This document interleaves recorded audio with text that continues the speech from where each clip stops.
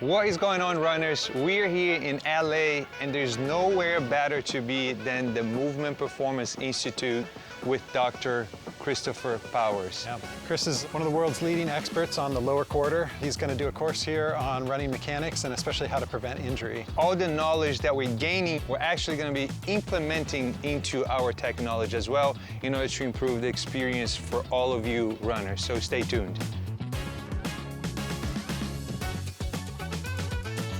This is the Movement Performance Institute. We're bringing the science of biomechanics to the world of physical therapy. We also see a lot of foot and ankle issues, knee pain, especially anterior knee pain, shin splints, tibialis posterior problems, Achilles and calf problems. We also see a lot of low back pain in runners. The main goal of the course is really to give my perspective on the evaluation of the runner, so how I approach the runner who's injured, and really from a biomechanical standpoint, and how we use the technology to evaluate their running mechanics and make a movement-related diagnosis. Then, of course, really how to interpret that information to guide a treatment plan.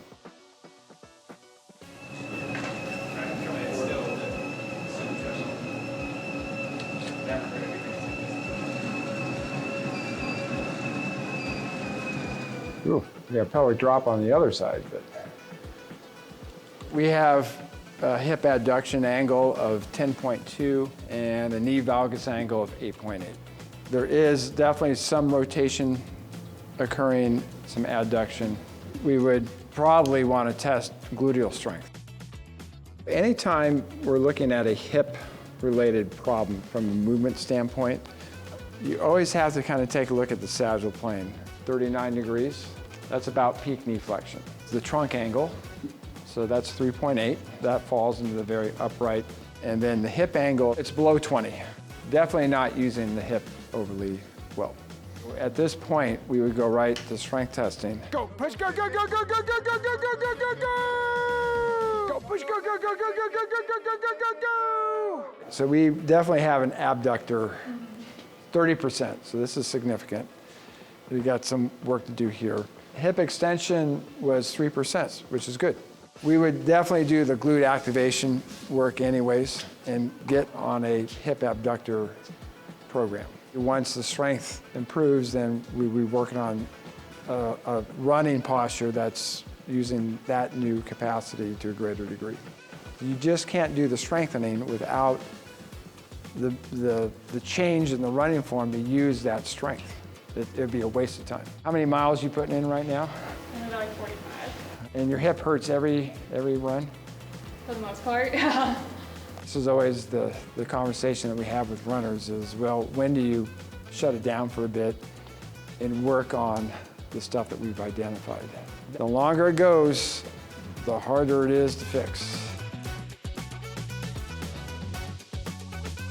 This is our little wearable sensor that we've been working on. But what's nice about this is it's this big. It's relatively cheap compared to like all this stuff. The patient can take it with them, so it just talks to your phone. We're gonna put this right on the sacrum. So it's gonna go right here, and then go ahead and clip that on.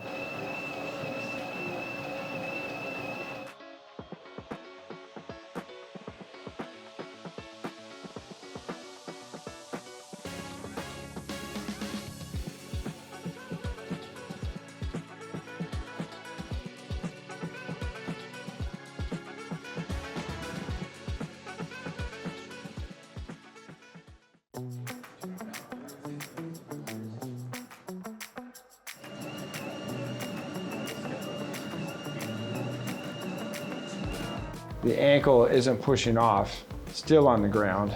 But if I drop a line from the kneecap, we're way in front of the toe.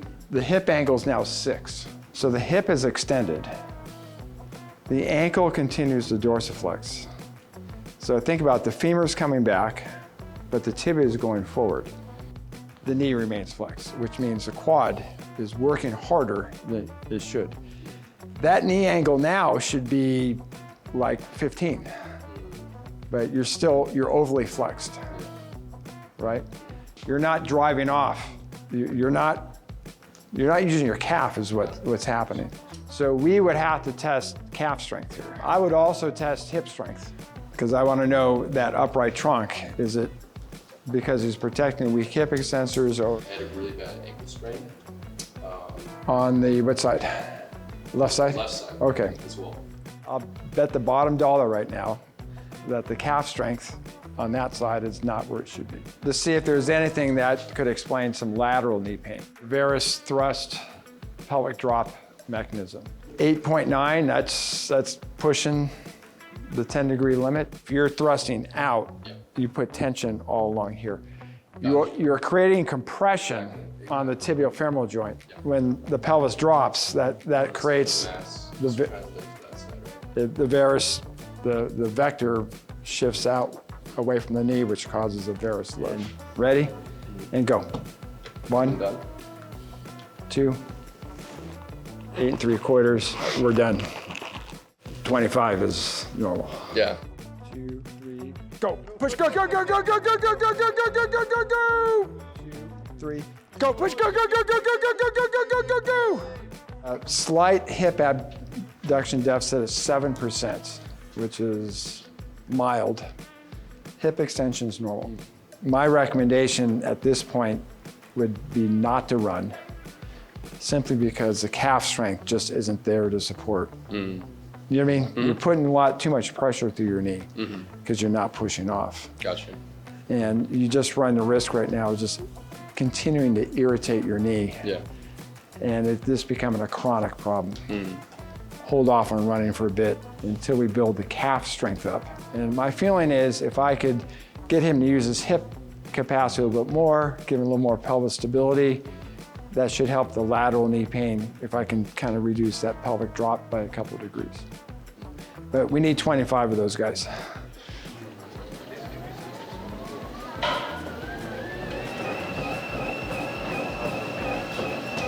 So we look at efficiency, and that's basically the idea is you want to use the minimum amount of force to drive yourself forwards. All these numbers are on a scale of 0 to 100. Most of these are great. Your cadence might be a little bit low. I think that has to do with me like not using too much dorsiflexion, and that what he was talking about. There was like a delay. Yeah, the hip mobility. Was it the left knee? Was it? Yeah. It is sort of indicating that maybe there's something going on the left side, so it's a little bit low there. And we can look at like symmetry here too. So like that lateral symmetry showing a little less on the left. Going towards the clinicians, what do you see in terms of their failing at treating these running-related injuries? Well, the main thing that I emphasize is the need to do a comprehensive running assessment. And so patients have pain with running. The big limitation a lot of clinicians have, they're not looking at the running itself. They're not focusing in on the biomechanical causes of the patient's problem. That's really the big missing piece to treating the injured runner. Pleasure to have you guys. All right.